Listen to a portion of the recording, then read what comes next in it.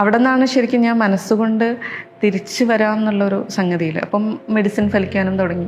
അസുഖം ഒരു വർഗ എന്ന് പറഞ്ഞൊരു ട്രീറ്റ്മെൻറ്റ് ഉണ്ടായിരുന്നു. അപ്പം ഞാൻ ആ ഡോക്ടറുടെ അടുത്ത് ചെന്ന സമയത്ത് അദ്ദേഹം ചെയ്തതെന്ന് വെച്ചാൽ അദ്ദേഹത്തിൻ്റെ കുറച്ച് വർക്ക് എനിക്ക് തന്നു. അപ്പം എന്നെക്കൊണ്ട് ഒന്നിനും കൊള്ളില്ല എന്ന് പറഞ്ഞിട്ടാണ് ഞാൻ ഇരിക്കണേ.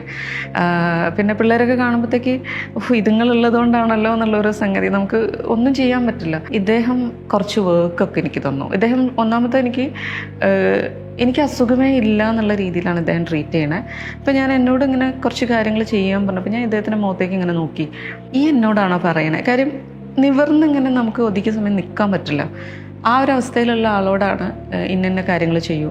പിന്നെ കുറച്ച് ദിവസം മരുന്ന് കഴിച്ചപ്പോഴത്തേക്ക് എനിക്ക് പനി നിന്നു. മുടിയൊക്കെ ഫുള്ള് കൊഴിഞ്ഞിട്ട് എല്ലൊക്കെ പൊന്തി ഇവിടെയൊക്കെ ഇങ്ങനെ പൊങ്ങിയിട്ട് സ്കിന്ന് ഫുള്ള് ചുളിഞ്ഞ് ഭയങ്കര വികൃതമായിട്ടുള്ളൊരു രൂപമാണ് ആ സമയത്ത്.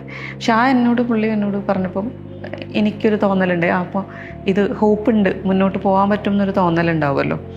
അവിടെ നിന്നാണ് ശരിക്കും ഞാൻ മനസ്സുകൊണ്ട് തിരിച്ചു വരാം എന്നുള്ളൊരു സംഗതിയിൽ അപ്പം മെഡിസിൻ ഫലിക്കാനും തുടങ്ങി.